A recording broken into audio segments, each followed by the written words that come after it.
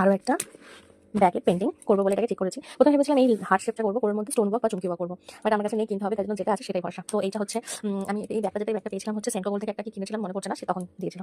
তো পেছন দিকটা দেখে নিয়েছি, এটা হচ্ছে বার্গার বানিয়েছি, আর এটা বানাবো ফ্রেঞ্চ ফ্রাইস। যেহেতু আমি ফুডি, তো আমার ব্যাগের মধ্যে একটু ফুডে থাকবে না, এটা হতে পারে। তো এখানে ফ্রেঞ্চ ফ্রাইস এটাকে কভার করবো, এখানে আমার নাম লিখেছি ছোটো থেকে বড় চন্দ্রা। চলো স্টেপ বাই স্টেপ তোমার সঙ্গে শেয়ার করছি। তো এই 6টাই কালার আছে, মানে green, white, black, blue, red আর ইয়েলো। তো আমি সেরকমই কিছু আঁকার চেষ্টা করছি যার মধ্যে এই কালারগুলো ইউজ করা যায়, এগুলো একটু বেসিক কালার। তো আর আমার কাছে কালার নেই। আগের দিনও আমি ওই বানের কালারটা অরেঞ্জ তার ইয়েলো আর রেড মিক্সিং করে করেছিলাম, তো এই কালার অনেক অল্পই আছে। আর বারবার না ফোনটাকে আনতে ভুলে যাচ্ছে, তাই এটা রেড হয়ে গেছে, আর এটা এখন ফ্রেঞ্চ ফ্রাইসটা করছি। এই অবধি এই হয়েছে, এবার করবো ব্ল্যাকটা ইউজ করবো। ফ্রেঞ্চ ফ্রাইস হয়ে গেছে, বাগেট হয়ে গেছে, নাম লেখা হয়ে গেছে, জলের অবস্থা। এবার রেড ব্ল্যাক কালার দিয়ে এটা ব্ল্যাক করবো, আর ওটা বর্ডার করবো। এটা এরকম এখন দেখতে হয়েছে, তোমাকে দেখাই না।